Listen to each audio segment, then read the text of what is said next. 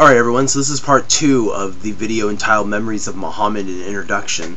Part 1 was going on rather long, going almost half an hour, so I hope that some of you have shown interest and have come back to this video. If you're not familiar with what I'm talking about, please go to the link on the side of the video for to see part 1 and get up to speed on what we're discussing here. So last we left off, I was quoting President Barack Obama in his famous speech about unity and tolerance in Islam. So we're continuing now to polemics against Muhammad today, peace be upon him. The polemics against Muhammad today may be unoriginal, but they have in fact changed since the days of medieval theological polemics. The modern reality is both more complicated and more urgent. The medieval polemics against Muhammad might be forgiven for having lacked reliable scholarly resources or having had no personal contact with Muslims who might have persuaded them that Muslims are in fact human beings. Today's polemics cannot claim any such ignorance. On the one hand, one can turn with great confidence to abundance of books, internet resources, experts, and documentaries for information about various aspects of Islamic teachings, history, and society.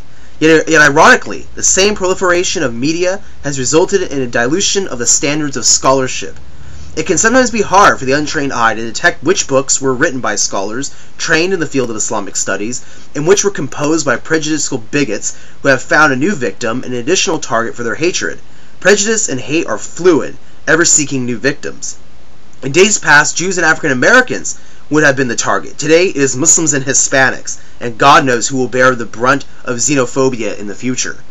Adding to the complications is the issue of how the internet, the blog sphere, and the 24-hour news cycle thrive on the manufacturing of conflict.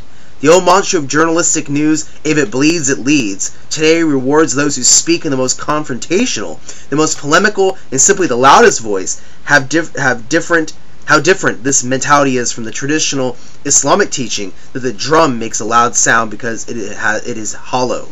In contrast, the same Islamic source asserts the perfume seller need not boast about the quality of his merchandise since the fragrance of the flowers is its own witness.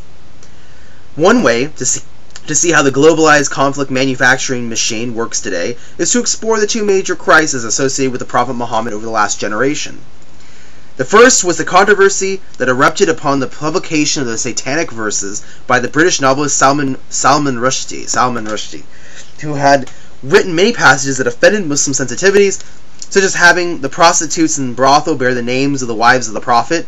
The character of the messenger, obviously a parody of Muhammad, was called Mahound, which was the name that medieval Christian polemics used for the Prophet. There were worldwide demonstrations by many Muslims against Rushdie, and the most infamous condemnation came from Ayatollah Khomeini, who issued a fatwa against Rushdie on Valentine's Day 1989.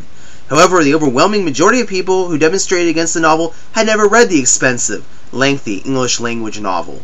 The situation has changed drastically by September 2005, when the Danish newspaper Jyllands-Posten published cartoons depicting the Prophet Muhammad as a terrorist. These cartoons tapped into the all-too-familiar tropes of violence and gender oppression. This time, the situation was a bit different. Millions of people around the world could see the offensive cartoons on their computer with a click of a button. In a perfect postmodern twist of irony and self-reflectivity, some of the cartoons poked fun at the obscure Danish paper's attempt to generate self-serving controversy. The editors who had commissioned the cartoons claimed that, quote, the cartoonists treated Islam the same way they treat Christianity, Buddhism, Hinduism, and other religions, end quote. This turned out to be another lie. The hypocrisy of the editors, championing of freedom of speech, was eventually revealed when they confessed that they had earlier turned down cartoons lampooning Jesus Christ because they deemed them offensive. Furthermore, the editors had traveled to the United States to meet with some of the leading Islamophobic leaders who had been leading the attacks against Muslims. The editors tried time and again to pose these cartoons as a litmus test for Danish Muslims. Those who could stomach them were genuinely committed to being part of Danish society, and those who could not would never be truly Danish. In reality, Islamophobes from the States, allying themselves with right-wing anti-immigration factions in Denmark, had led a campaign against Muslims in that country for years.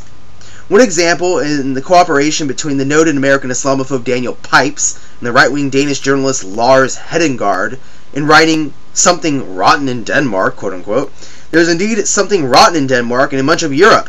The rising tide of racism and anti-immigration sentiment that shows up in France, Denmark, the United Kingdom, Germany, the Netherlands, and elsewhere." In other words, the cartoons were not really about Muhammad. They were about the anxieties of some Danes, about the changing demographics and the nature of Danish society. The cartoonists used Muslim sensitivities and devotion towards the Prophet to create a combustible and antagonistic situation that, by default, would end up marking Muslims as permanent outsiders.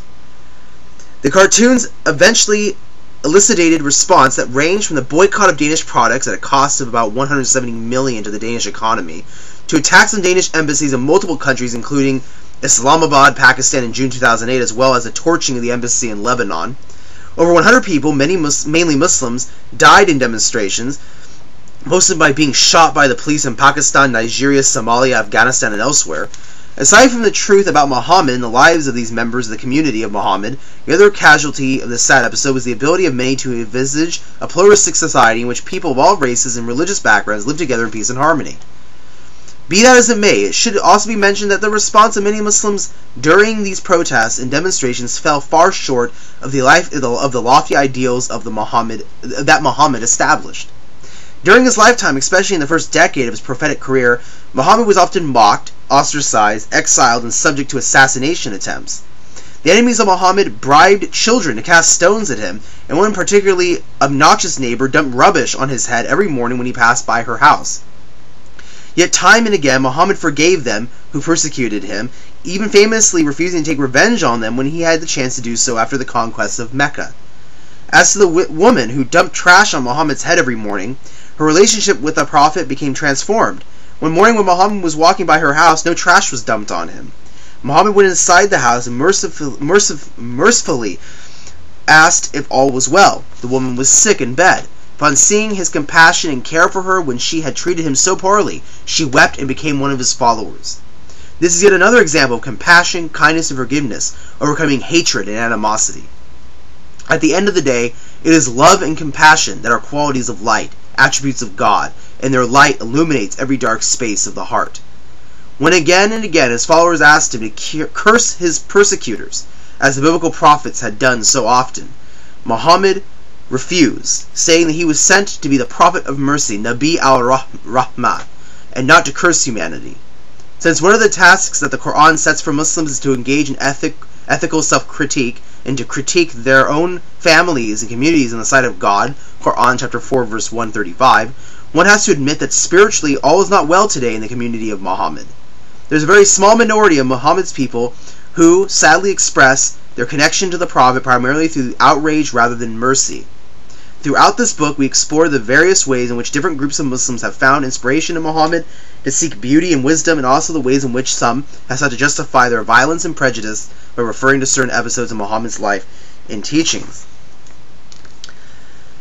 One of the most tangible ways to trace the continuation of the Muhammadi and biblical traditions is through the various commemorations of the life narrative of Muhammad, referred to as the Sirah in the Islamic tradition. Throughout the centuries, there have been many versions of his life, and they often seek to tell the stories of Muhammad through the lens of an epic. Like all epics, they are concerned with drama and conflict. These narratives devote a great deal of attention to Muhammad's conflict with the Meccans and the battles fought against them at Badr, Uhud, and Khanaqah. The earliest, in some ways, most authentic of these Life of Muhammad treaties was Sirat Rasulullah, Life of the Messenger of God, written by Ibn Ishaq, which survives today through the surviving edition put together by Ibn Hisham. In other words, the full biography of Muhammad as we possess today dates back to no more than 150 years after the time of the Prophet himself. Today, the Sirat Rasulullah is published in multiple languages, even as modern Muslim authors continue to write more contemporary lives of Muhammad's narratives. Yet the first such Sirat Rasulullah not only provides the life of Muhammad, but also attempts to document God's involvement in human history from creation through the biblical prophets leading up to Muhammad's time. The first half of the book begins with the creation narrative and proceeds to cover the familiar biblical history. The book devotes a chapter to each of the major prophets: Noah, Abraham, Lot, Job, Joseph, Moses, Ezekiel, Elijah, David, Solomon, Isaiah, Daniel, Ezra, John the Baptist, and Jesus Christ. The second half of the book is the biography of Muhammad. The structure, therefore, is quite similar to that of the Christian Bible, in which the New Testament, the narrative of Jesus and the early community, comes after the Old Testament, which treats the prophets from creation to those anticipating the arrival of Christ. To put it differently, for the first and most significant biographer of Muhammad, there was no sharp divide between the tale of Muhammad and other earlier biblical prophets. Muhammad's narrative continued even as it culminated in the story of God's revelation to humanity. In time, the first volume of the book became more marginalized, to the point that in the late 20th century it had to be pieced back together. This latter marginalization is an indication of the willingness of the later Islamic tradition to posit a sharper demarcation between the Muhammadi revelation and the previous prophetic revelations. Throughout the centuries, Muslims have oscillated between emphasizing the continuation with earlier revelations and positioning the Prophet as suspending all of them. In a way, this tension is not that different from the multiple ways in which Christians articulate their relationship to the existing Jewish tradition. Through the centuries, volumes very similar to Sirat Rasulullah would be produced that situated Muhammad's prophethood in a broader biblical context. A good example is the work of Qisis, who died around 1200. He composed a volume titled Qisis al-Anbiya, the Tales of the Prophets. This volume begins with the creation of God's throne, the earth, and the heavens, before moving on to the creation of Adam and Eve, humanity's expulsion from paradise, Noah's Ark, Abraham's migration, the children of Abraham, Isaac and Ishmael, Joseph in Egypt, Job's suffering, Moses and Aaron, Joshua, Solomon, David, and Jesus. In other words, the Muslims readers of these texts, who by and large no longer refer directly to the biblical text, saw these biblical prophetic figures as part of their own universe, and read their own spiritual genealogy as including the familiar biblical prophets before culminating in the prophet. Each chapter builds on the verses in the Quran that specifically mention each prophet and elaborates on the brief Quranic narration to create a full narrative. Volumes like the Tales of the Prophets by Qisi also become connected to the glorious courtly tradition of illuminated artwork. Artists at courts began to design richly illuminated manuscripts depicting the tales of the prophets. For example, see the two images produced before here from an illuminated version of the Qisi al-Anbiya, the first mention Abraham's sacrifice of his son Ishmael. And it continues on, I'll pause there, it continues on giving examples of the, just the tradition of writing about the biblical prophets from Islamic scholars.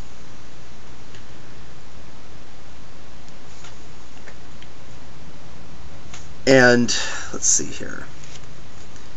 So it says here, the next subsection, how do people of different faith traditions talk with each other? Excuse me. The rules for having a productive and insightful conversation across religious and cultural lines are not all that different from the rules for having meaningful interpersonal relationships. One has to be mindful of one's own baggage, avoid projecting one's own problems onto other people, listening carefully to what others are telling us about their own story, and avoid jumping to quick conclusions.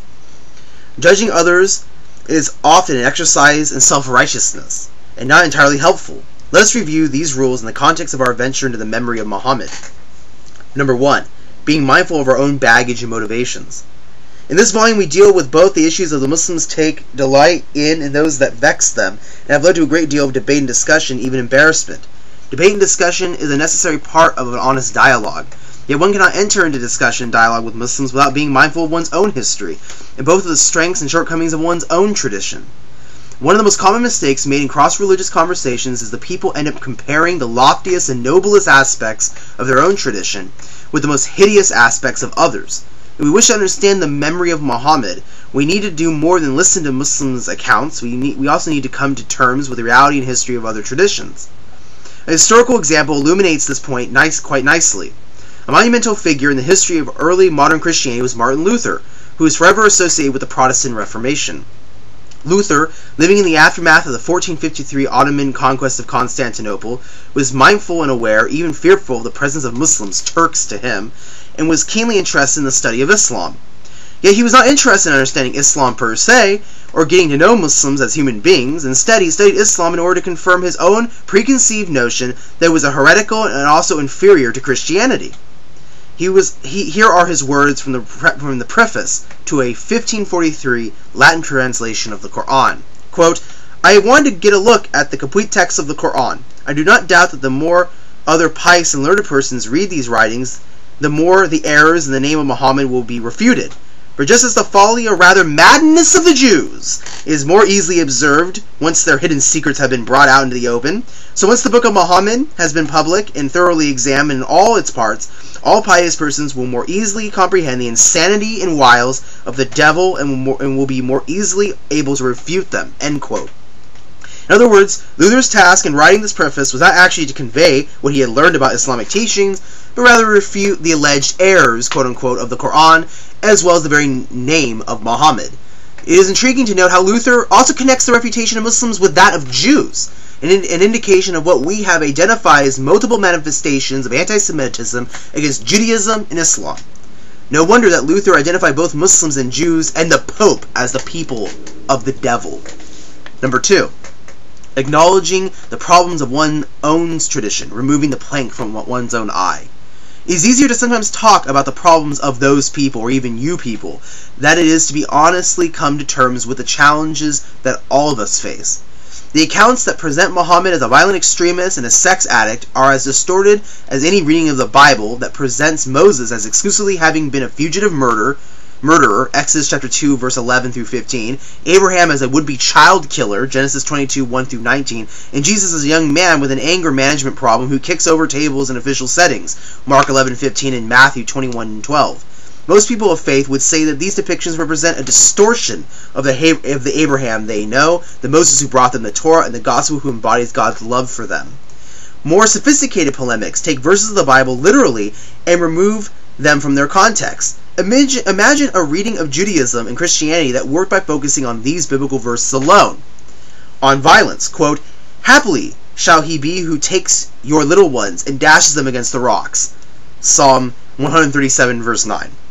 On the working on the Sabbath, the whole congregation brought a man who had been collecting sticks outside the camp and stoned him to death, just as the Lord had commanded Moses. Numbers 15:36.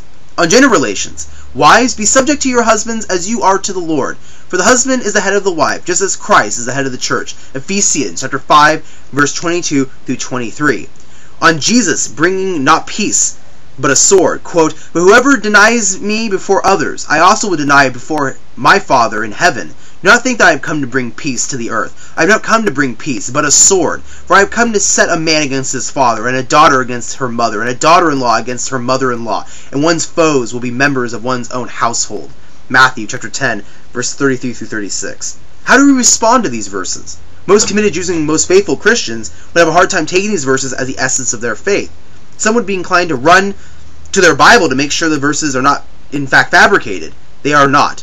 Others would protest that their faith is informed by a God of love and justice, one who so loves the world that he gave his only begotten Son for the sins of humanity, or that the stoning verses of the Bible are an admonition to underscore how seriously we are to take God's commandments. My reason for bringing up these verses is not to belittle Judaism or Christianity. It is only a person with a small sense of himself who enjoy cutting others down to size. The reason to point to this pattern is that a very similar process works with Islam.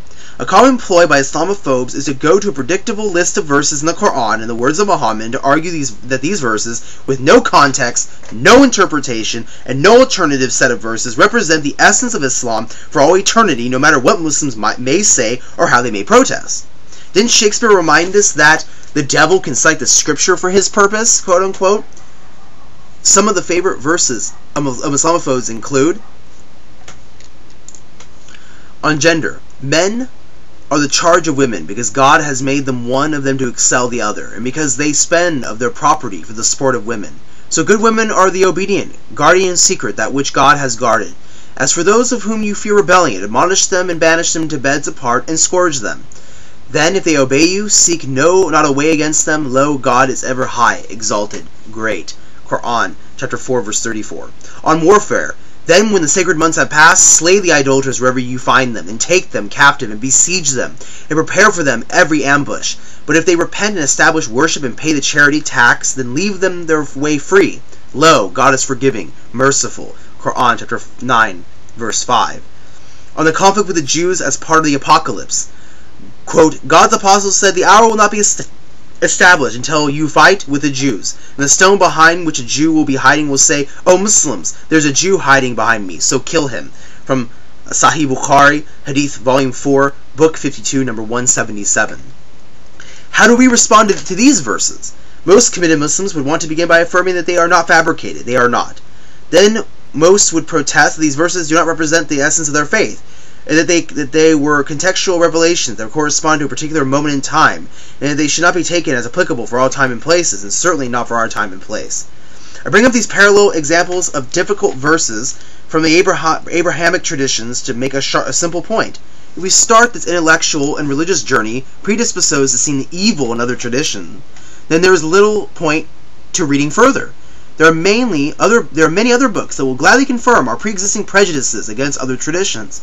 If, on the other hand, we are willing to participate in a culture of generosity that affirms that all of our traditions contain verses, teachings, and practices that are at first glance, and sometimes at second and third glance, profoundly problematic, and that we must come to terms with them, and that all of our traditions also contain profound beauty and wisdom, that there is a journey we can take together. And what a worthwhile journey it is. By studying one faith, we can learn more about our own and about the challenges of being religious in today's world more generally. Perhaps there even remains a hope of not only learning about one another, but also learning from one another. It is one thing to state that Muslims need to be knowledgeable about Judaism, Christianity, but are we ready to take the next step of learning from the law of Moses and the gospel of Jesus?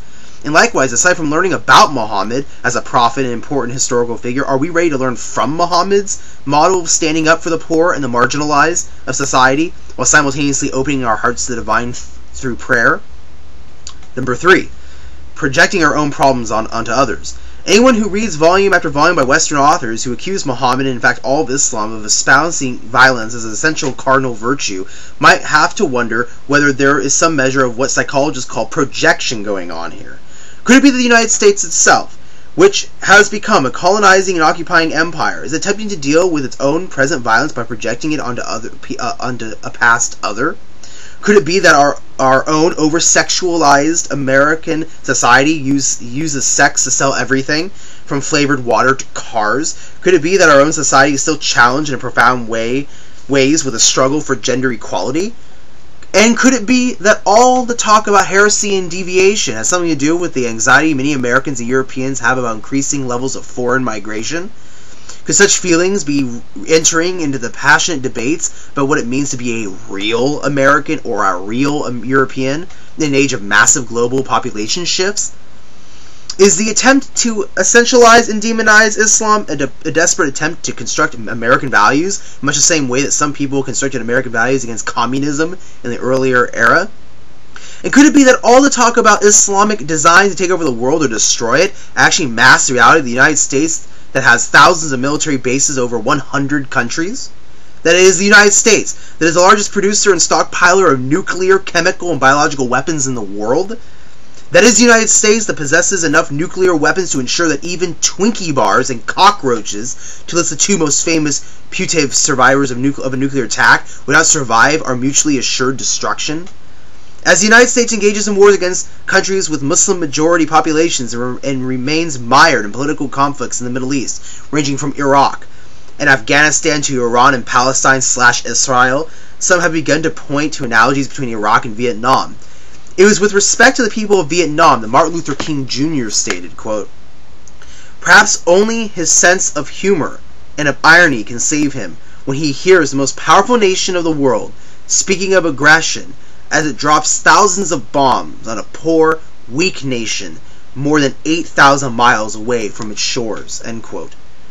Could it be that such a sense of humor and a commitment to uphold the sanctity of all human life would prevent us from sinking into the dark abyss of hatred towards any block of humanity? Only after we deal honestly and self-critically with our tendency to project our own shortcomings and failings onto others can we move on to an honest and rewarding study of other religious traditions. Number 4, learning about one another, learning from one another. The last decades of the 20th century and the first decade of the 21st century have witnessed a great deal of discussion about globalization.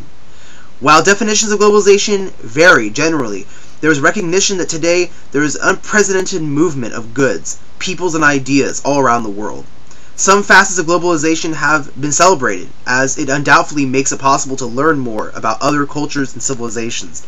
It is also easier than ever for people to visit one another in a globalized world, whether in the flesh or virtually. Other aspects of globalization, however, have brought about real anxieties for many. For some, there is a fear of the loss of indigenous local cultures, and others face the real prospect of losing jobs to unseen overseas labor forces.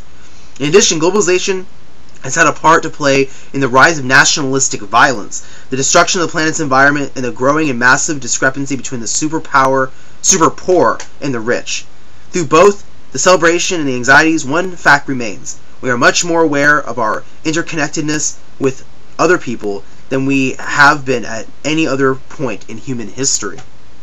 Many of those who are committed to global outlook are likely to celebrate this awareness. One is reminded of the words of Martin Luther King Jr. when he prophesies about all of God's children being caught up in an inescapable network of mutuality, or the words of the Prophet Muhammad when he described humanity as being like members of one body.